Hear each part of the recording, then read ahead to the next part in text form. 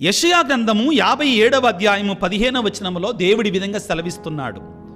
నేను ఉన్నతమైన పవిత్రమైన స్థలములలో ఉండువాడను, నివసించువాడను, అయినను వినయాత్ములు పశ్చాత్తాప మనస్సులు అయిన వారితో నివసింతును అని పలుకుతున్నాడు. దేవుడు మహోన్నత స్థలములలో ఉంటాడు. కానీ ఆ మహోన్నత స్థలములలో ఉండే దేవుడు నీ హృదయంలోనికి వేంచేసి రావాలి అంటే, నీ కుటుంబంలోనికి వేంచేసి రావాలి అంటే, ఆ కుటుంబములో, ఆ జీవితంలో ఉండవలసినటువంటి 2 ముఖ్యమైన సుగుణాలు ఏమిటి అంటే, వినయం ఉండాలి, పశ్చాత్తాపం ఉండాలి.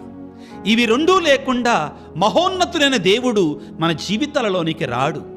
ఆయన మన కుటుంబాలలోనికి రావాలి, మన జీవితాలలోనికి రావాలి, మనం ఆశీర్వదించాలి, తన యొక్క ఆశీర్వాదాలతో మనం నింపాలి అంటే మనలో వినయం ఉందా, మనలో పశ్చాత్తాపం ఉందా, దీనత కలిగినటువంటి మనసులో